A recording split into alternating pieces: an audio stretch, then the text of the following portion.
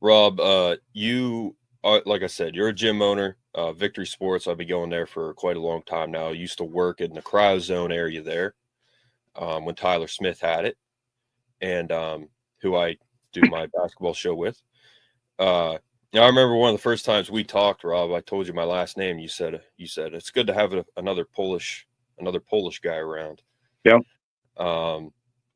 Now, some people think I'm Russian.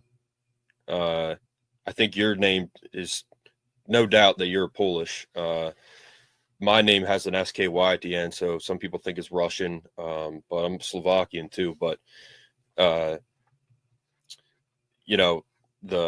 the Polish name, I always like to see that too. So you guys opened in 2003. We so did. You've been going on almost 22 years now, and as a small business, well, it's a big business to me, but as a business owner, what got you into that? And man, you guys, because it used to be a library there, or a bookstore. Mm-hmm. How do you guys survive, especially the last administration? How do you survive that as an owner, gym owner? Well, let me answer question number one first. As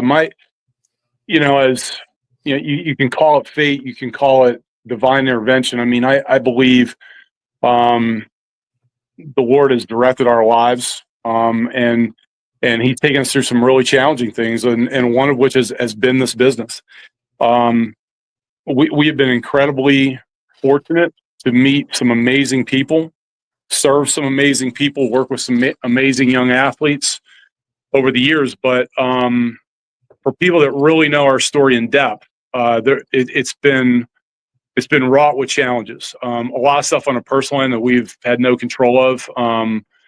People close to us passing, and it is what it is. You just got to keep going. But in 1998, I was offered a position at James Madison University by a strength coach I have tremendous respect for, named Greg Warner. We are friends to this day. And had he been able to pay me just a little bit more, the trajectory of my career would have probably been dramatically different. The position he offered me was the head assistant. I would have been in charge of 13 teams there. And whether it was following him or dovetailing into one of his many connections throughout the industry, there's a really good chance I would have ended up being either a high-level assistant or a head strength coach at a big program somewhere. But literally at the time, James Madison just the salary, I just couldn't live off it, and the demands of the job wouldn't allow me to get a second job. So, we were trying to figure out what's the next step. Like, what are we going to do? Because the world of strength conditioning, it all sounds great. They're like every other young kines major coming out, especially the guys. They all want to be college strength coaches, but there just aren't that many jobs. And some of the jobs still pay pretty poorly. And the jobs that pay well, there is tremendous competition. So at the time, most of the jobs didn't pay well. I mean, didn't pay well at all. And we just weren't in much of a position my parents were a little bit older. Jackie's mom was a little bit older. We had pretty big responsibility with our parents. So for us to just pick up and take off wasn't much of a reality. So thankfully, my mentor, Terry Margolis, which in and of itself is a great story. Terry holds a 78-year-old world record in the bench press, meaning for the 78-year-old age group. Bench press like 300 pounds at 78 years old. But Terry was a really sophisticated business executive with a bunch of big companies to include Ford. And I saw Terry at the gym one day, and he said, "You're going to do your own thing one day, aren't you?" And I said, "Yeah, I think I am." He said, "Well, I can help you, and I'd be glad to do that." And not only did he, but we developed a really tight relationship in the process, and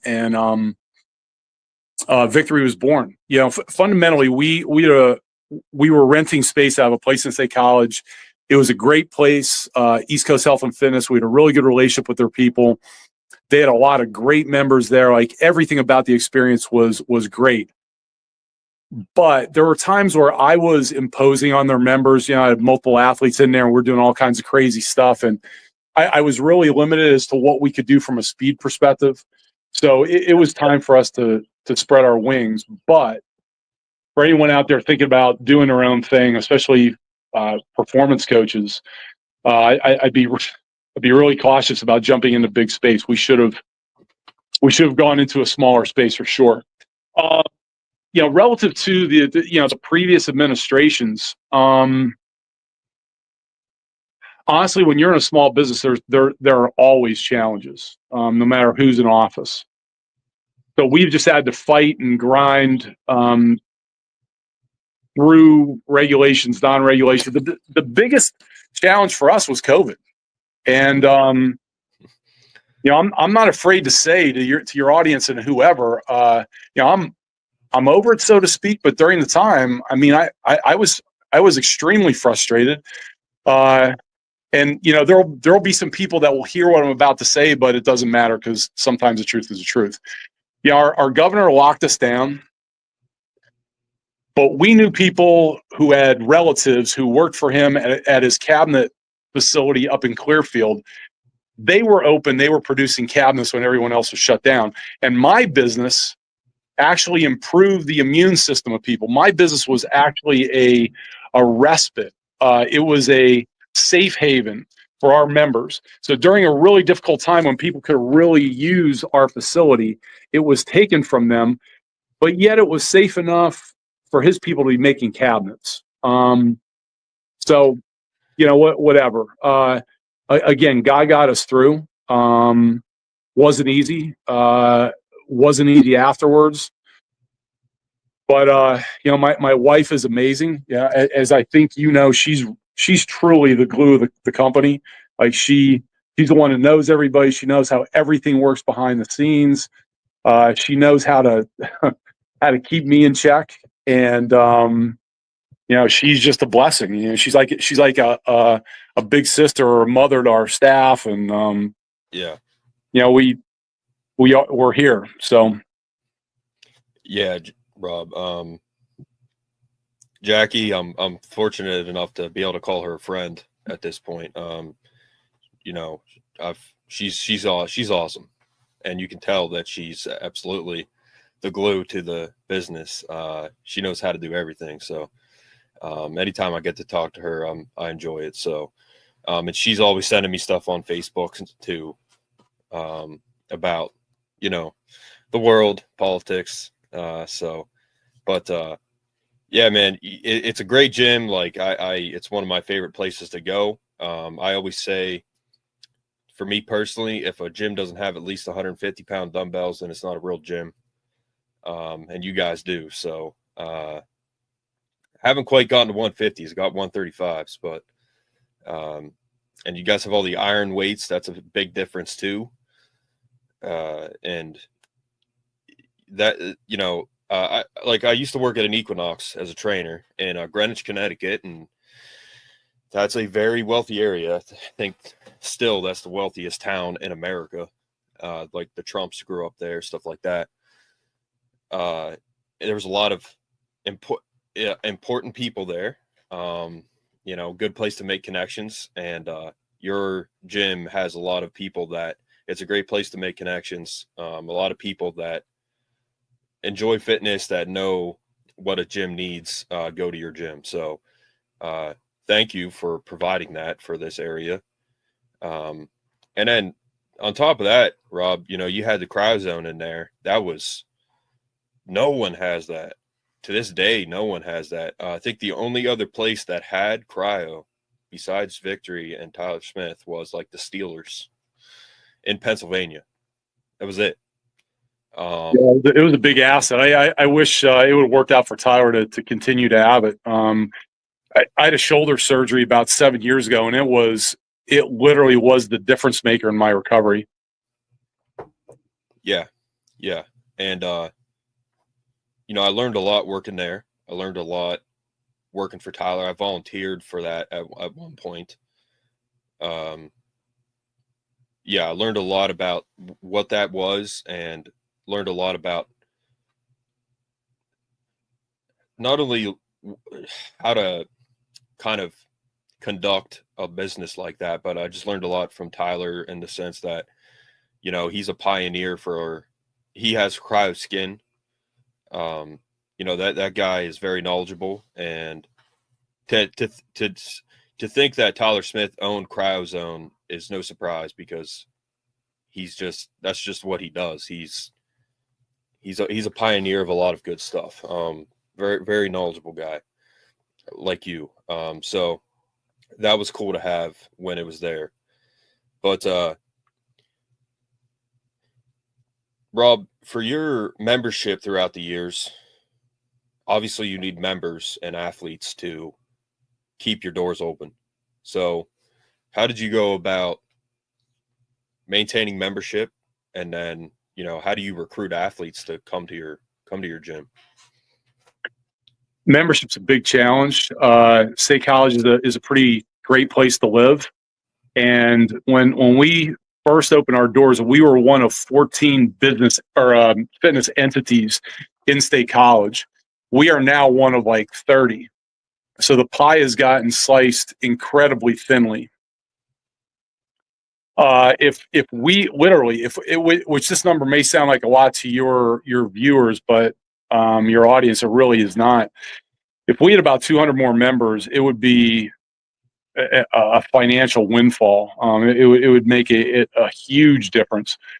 But it is what it is. So we recently ran a program that we've never run before. It was a 6-week challenge. It was really successful. One of the things I was excited about and surprised was it brought some people in who really needed our expertise. Some fitness people are really good at getting you ready for the beach, and that's great. I mean, if that's what you need to do, then that person is a godsend.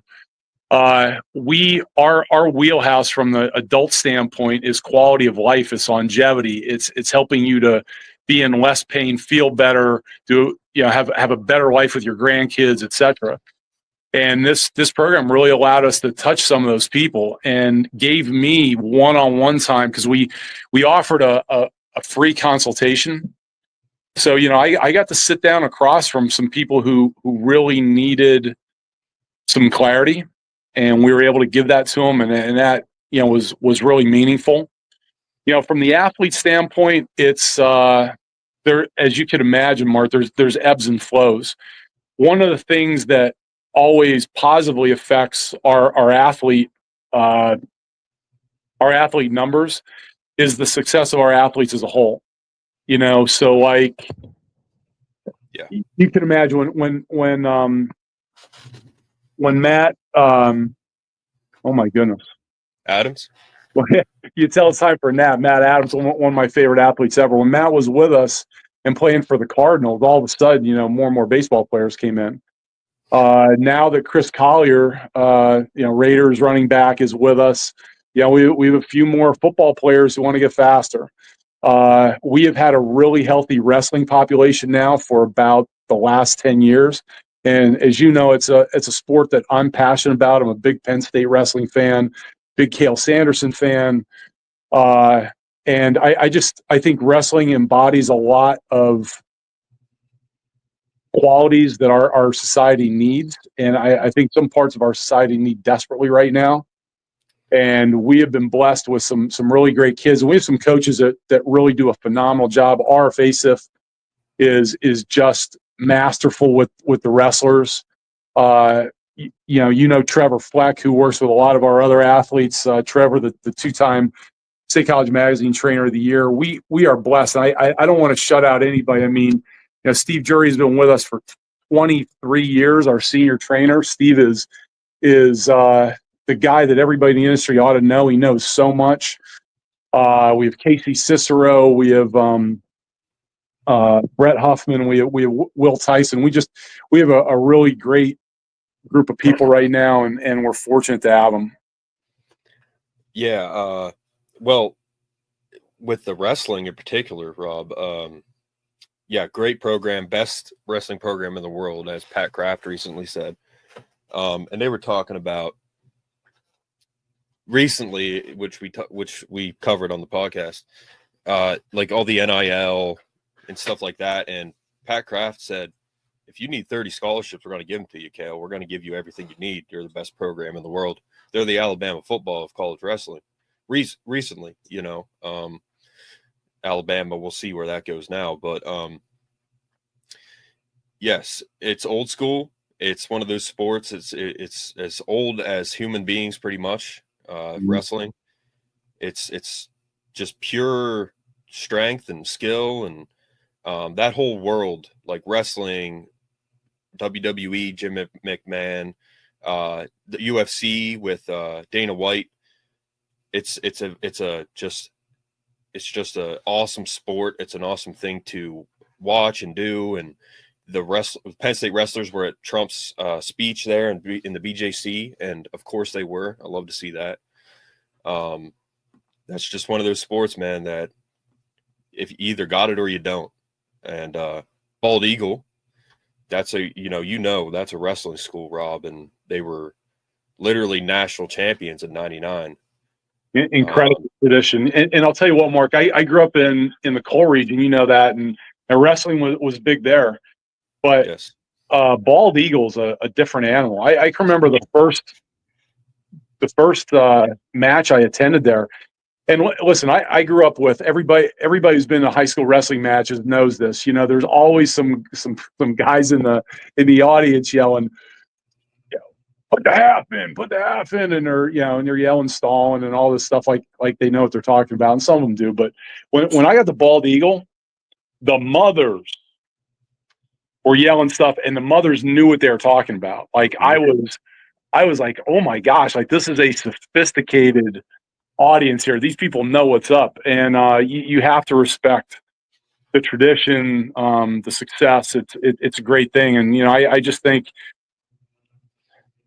And I don't fully understand it, but at a time where segments of our society want to demasculinize men, and they want to de-emphasize what it means to be a man, here's wrestling to remind you of the things that make us men, and they're not bad things when you need them. When you need a man to be a man, you kind of want them to do those things. And we need to quit living in this world we want to exist. The world exists as it is. I think it'd be a wonderful thing if we had world peace and people never got into fights and arguments and stuff, but that is not reality. And when the chips are down, Jackie's traveling to a business development conference in Dallas this weekend. Mm-hmm. And she's like, there's a little bit of apprehension because I don't have you next to me. Yeah. Because she knows, because there have been a few instances in the past where if danger arises in her midst, she's got a man who's going to step up and go to war, period. Yep. And, wrestling, I think teaches a lot of fortitude. I can't say enough about it. The only thing I'd say about it, and this could create some controversy within your audience, although I really don't think there is controversy. I think you and I have talked about this before. As much as I love the sport, it is not the incredible preparer of football players the way some people like to say. And I know Matt Millen has said it a bunch of times, and Matt Millen's an NFL Hall of Famer, so he knows better than everybody. But if you actually do a logical, thought out comparison of the sports, you realize that football and wrestling are two pretty different animals. And you can't base the whole thing on mental toughness. And in fact,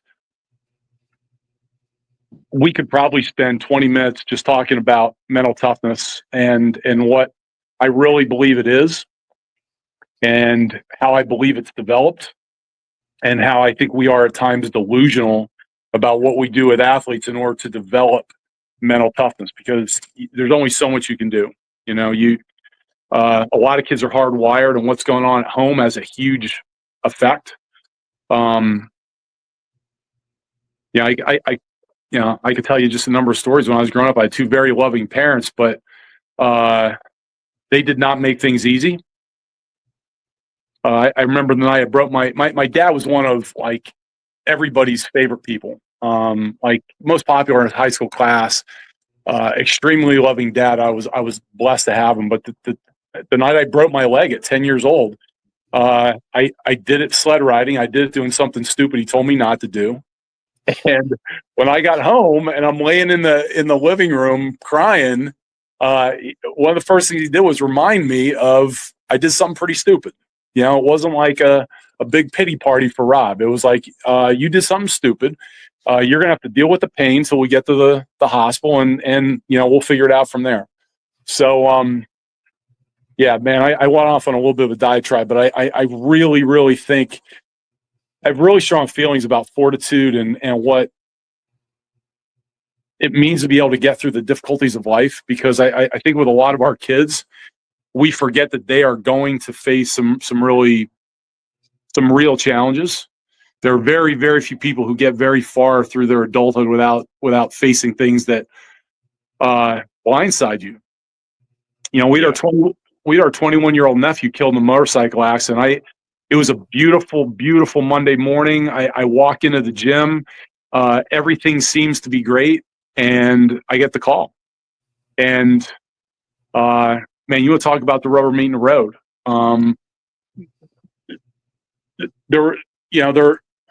Aside from, thank God my parents allowed us to get through some challenges, because about an hour and a half later, I had to walk down a long hallway and knock on the door of my mother-in-law's apartment and deliver the news. And I'm here to tell you,